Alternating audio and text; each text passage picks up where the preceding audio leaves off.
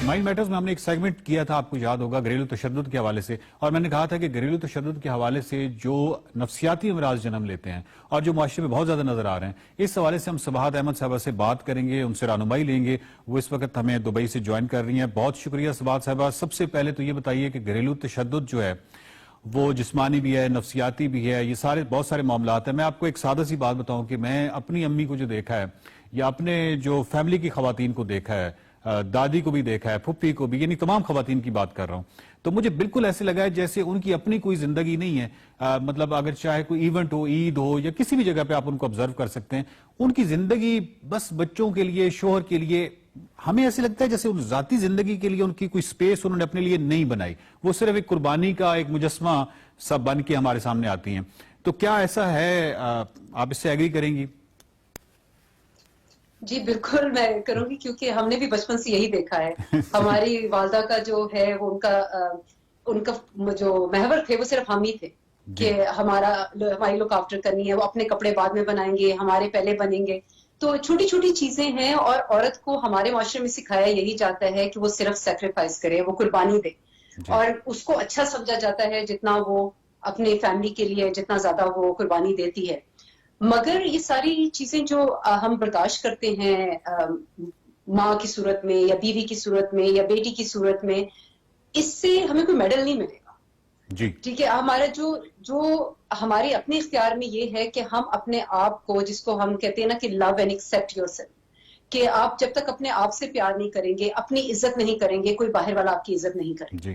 मैं ये नहीं कह रही हूँ कि औरत को कुर्बानी नहीं देनी चाहिए, ये भी नहीं कह रही हूँ कि वो जो उसका माशरे में जो उसकी जगह है उससे वो हटे जी, मगर थोड़ा सा टाइम वो अपने आप को भी दे। अगर दिन में वो 24 घंटे जो है वो घर वालों को दे रही है, तो उसमें से अगर वो 20 मिनट अपने लिए निकाल ले जिसमें वो सिर्फ कोई ऐसा काम करे जो वो करना चाहती है, समथिंग क्रिएटिव, कि वो जिसमें वो हमेशा से करना चाहती है और वो ना कर सकती है, उसमें कोई बुराई नहीं है। और बहुत सारी जगहों पे हमने ये भी देखा है कि मुआशरा जो है वो कितना बेरहम होता है कि जब हमारी खवातीन जो हैं ये 40 को क्रॉस करती हैं तो हर वक्त सर को बांधा होता है। दही पस मंजर में जिस तरह भी आपने उसका जिक्र किया कि सर को इसलिए बांधा होता है कि हर वक्त उनको सर दर्द से लेके बहुत सारे जिस्मानी इमराज, और उनका बहुत हद तक मेरा ख्याल है कि शायद आप बेहतर बता सकती हैं कि उनका बहुत हद तक नफ्सियाती मामले के साथ ये जुड़ा होता है, उनके ये जिस्मानी मामलात भी जो है सेहत के हवाले से। जी बिल्कुल, ये मैंने एक आपके और प्रोग्राम में जिक्र किया था कि एक साइकोसोमेटिक जो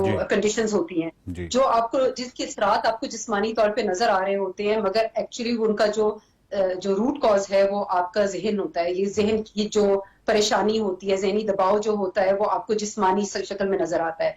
और जिसमें डिप्रेशन है या शुगर की बीमारी है या ब्लड प्रेशर है। अब आप सर के दर्द की बात करें, वो तो इतना कॉमन है, कमर की दर्द, सर का दर्द, वो इतना कॉमन है। वो डॉक्टर के पास, और पेट का डॉक्टर के पास जाते हैं तो डॉक्टर उनको दवाइयां दे देता है, मगर जो रूट कॉज है, जो जहनी दबाव उनको घर से है, उसका कोई हल नहीं होता। जो खवातीन के हवाले से जो आपने कहा है कि सर को बांध लेती हैं और कमर का दर्द, ये तो हमारा माशरा इतना कंडीशन हो गया कि वो ये समझता है कि खवातीन के साथ होता ही है, और ये तो बस जब वो 40 को क्रॉस करती हैं या कि खास सर्टन एज पे ये तो खवातीन के साथ होता ही है। वो इस हद तक हम तो कंडीशन हो गए। जी जी, और अब देखिए 40 क्रॉस करते हैं ना तो आपकी एक हार्मोनल इम्बैलेंस भी आता है आपकी लाइफ में, खवातीन पे खास तौर पे।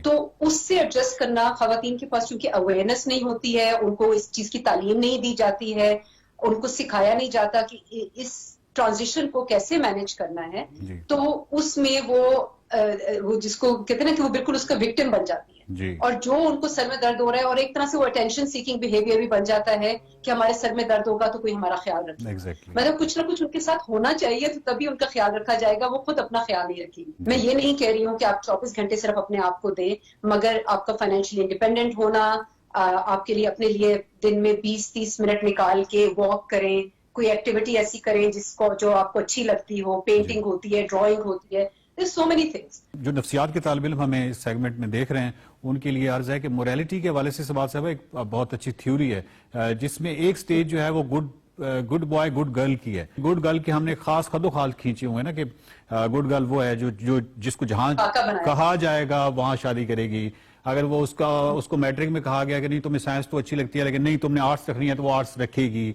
تو وہ جو ایک میڈل جیتے، اس سے اب غیر عقلی رویہ ہے ڈیفینیٹلی. تو آپ اور میں اس بات پہ بالکل متفق ہیں کہ جو خواتین ہیں ان کو عقلی روش بھی اس کو اتنی امپورٹنس دینی چاہیے.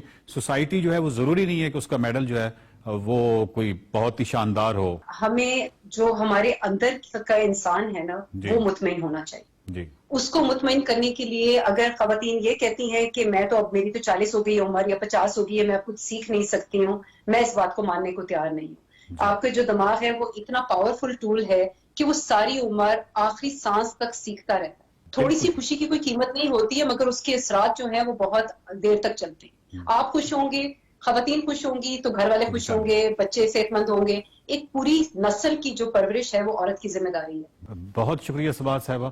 بات یہ ہے ناظرین کہ سیکھنے کے حوالے سے ہم سمجھ سکتے ہیں کہ سب سے شاندار دور میں ہم رہ رہے ہیں. آپ کے پاس اگر انٹرنیٹ کی فیسلٹی موجود ہے، اگر آپ کے پاس موبائل کی صورت میں موجود ہے، تو بجائے اس کے کہ آپ سوشل میڈیا پہ بہت ساری چیزیں ادھر ادھر دیکھتے رہتے ہیں، تو وہاں پہ لرننگ کی اتنی زیادہ اپرچونیٹیز ہیں.